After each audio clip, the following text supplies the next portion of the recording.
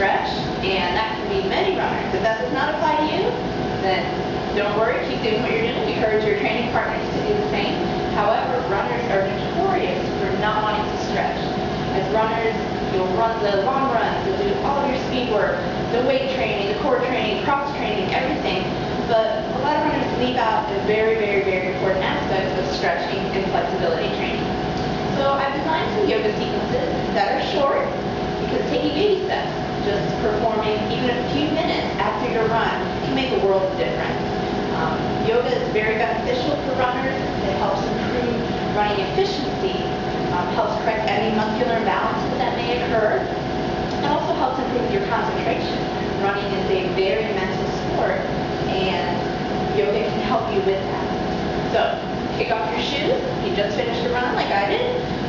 I know how you feel. Your legs probably feel like lead. You feel tight, and that's okay. With yoga, you come to it how you are at that time, and you work from there.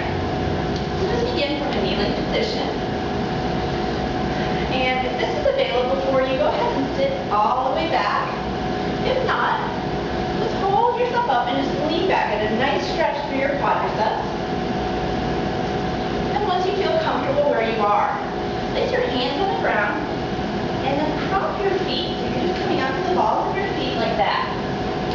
So what we're going to do is just get a little bit of work for our knees and ankles. So placing your hands in front, just allow yourself to come forward, almost letting your knees touch the ground, and then rock back.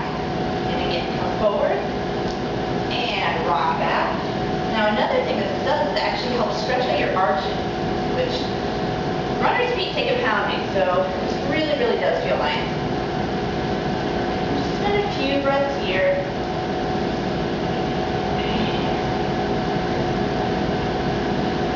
You need to come back to your knees. Just open your knees about the width of your mat. If you don't have a mat, that's fine. Just slightly wider than hip-width distance apart. Sink your bottom down towards your heels, let your feet remain connected, and just walk your hands in front. And this feels really, really good. You're helping to stretch out your upper back, and this is going to segue into our downward dog. So let your fingers crawl to the top of your mat, opening your fingers nice and wide, sink your forehead. And now curl your toes under, lift your hips up, and let your knees stay bent. So this is where you may notice if your hamstrings are tight, so don't stress about having to have your heels reach for the ground. So from here, just push yourself forward so your shoulders are actually coming in front of your hands, and then rock back, bringing your chest and stomach towards your thighs. And again, push forward into extended plank, and sink back. Reach forward, and this time lift your hips towards the ceiling. Start to pedal your feet. So you're just almost bicycling your knees. Your feet are still right about hip-width distance apart, and just play with this as long as you like. When you feel ready, let your heels reach towards the ground. It doesn't matter if you're here or if your heels can completely reach. Bring your right foot in between your hands. Hold here. Open your right arm into a twist. So this is not only stretching all the way through your hip flexors, but also your upper body. Lower your knee down to the floor. Place both hands on your front knee for balance, and then take the hand of the leg in the back and see if you can reach for your foot. Now this is where it's helpful if you have a strap, or you can possibly use a towel, or if that's not working for you, just lift it as high as you can. Hold for a few breaths. Release your foot, place both hands down, bring your leg back, and once again bend your knees, bring your shoulders forward of your hands, sink back, and come forward, sink back again, and this time bring your left foot forward. So keeping your right hand inside of your foot, bring your arm all the way up so you're still in your twist. Take a few more breaths.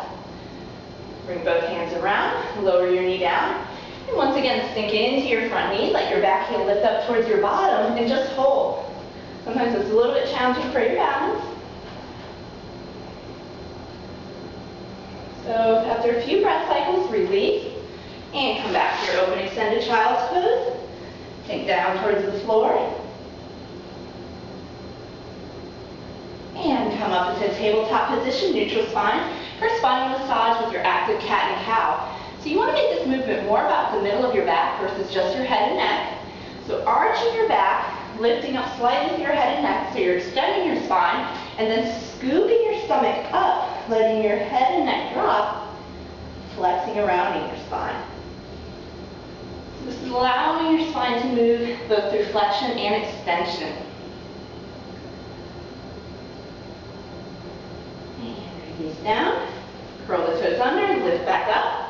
Back to your downward dog, and this time bring your right knee in towards your chest, hold it here, and then lower down, sending your left leg long, and bring your shin as if it were parallel to the top of your mat. And don't worry if it doesn't get there, that's fine.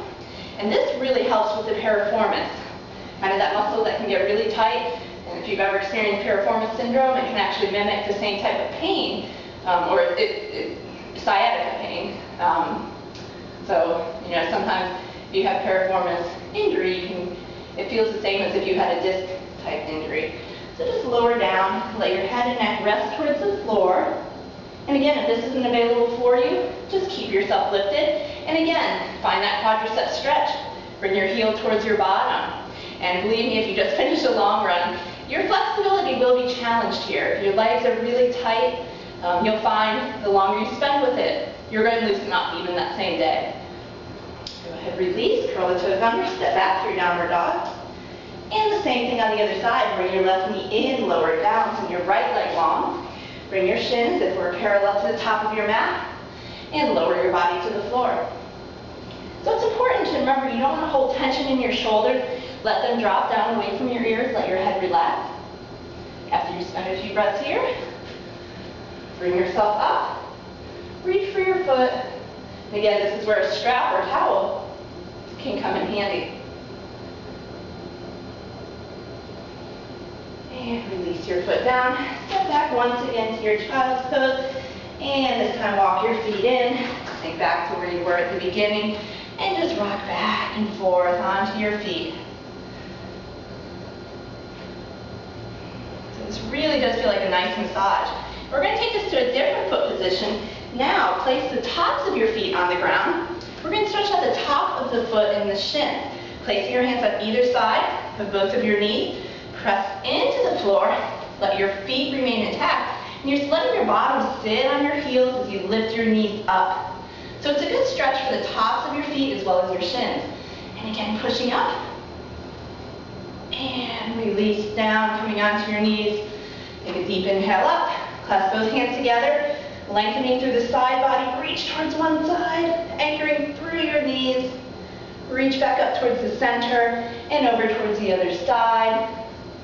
Lifting up, look towards the wall behind you. And release your arms down. So it helps to, sometimes we get tight through the side as well as through our upper body. So just take another deep inhale up. Release your arms down. And that was just a very quick sequence, but again, if you're not stretching at all, just a few minutes can make a difference. So spend a little bit more time, hold the poses a little bit longer, you're going to feel more. And please check back, I will have more videos posted. Thank you for trying.